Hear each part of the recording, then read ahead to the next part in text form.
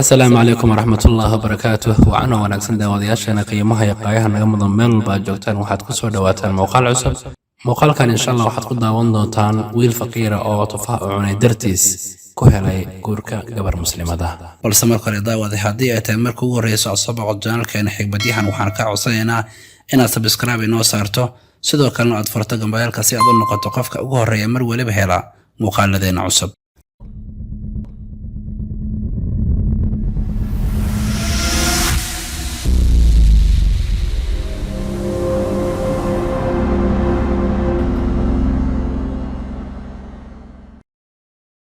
wiil dhalinyaro faqiir ah oo aad u baahan ayaa maalin soo maray beer tufaax ah.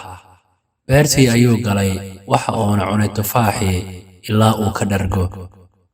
kadib markii uu gurigiisii ku laabtay ayuu bilaabay inuu naftiisa canaanto maadaama uu galay beer aan loo idmin isla markaana uu ka soo cunay tufaax. waa uu baxay waxaana uu raadiyay ninkii beerta lahaa waxaana uu ku yidhi shalay baahi daran ayaa i qabatay beertaadana tufaax baan ka cunay anigoo adiga ku ogeysiinin waxaana kuugu imid inaad i cafiso. ninkii ayaa yidhi ilaahay baan ku dhaartay kuma cafin doono maalinta qiyaamana ilaahay hortiisa baan kugu qabsan doonaa. wiilkii ayaa bilaabay in uu baryo odaygii balse odaygii waa uu diiday baryadii wiilka.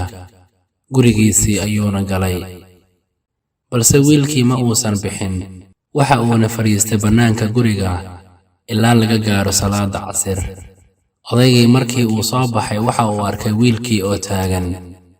wiilkii ayaana yidhi adeero waxaan diyaar u ahay inaan beertaada ka shaqeeyo wax lacagna kaama rabo kaliya waxaan doonayaa inaad cafiso. odaygii ayaa yidhi waan ku cafinayaa laakiin hal shardi ayaan wataa waana inaad guursataa gabadhayda balse iyadu waa indhoole dhagoole ma hadli karto mana socon karto. haddii aad ogolaato guurkeeda waan ku saamaxayaa. wiilkii waxa uu yidhi waan ogolahay. odaygii ayaa yidhi maalmo kadib waxaan ku dhawaaqi doonaa guurkeenna. markii la gaaray maalintii ballanta ayuu wiilkii soo aaday gurigii odayga isagoo tillaabtiisa cuslaatay qalbigiisana uu murugaysan yahay. waxa uu soo garaacay albaabka waana laga furay. gudaha ayuu u soo galay waxaana lagu yidhi ku soo dhowow xaaskaaga. markii uu eegay dhankayda waaba gabar ka qurux badan dayaxa oo farxad gelinaysa indhihii arka. waa ay salaantay durbana waxa ay dareentay wax niyadiisa ka guuxaya. waxayna ku tiri waxaan ahay indhoole oo waxaan ka indho la ahay wixii xaaraan ah. waxaan ahay qof aan hadli karin oo waxaan ku hadli karin hadal kastoo xaaraan ah. waxaan ahay dhagoole oo waxaan ka dhago la ahay wax kastoo xumaan ah. waxaana sidoo kale aan awoodin u socodka xaaraanta. aabbahayna waxa uu ii raadinayay nin wanaagsan oo i guursada.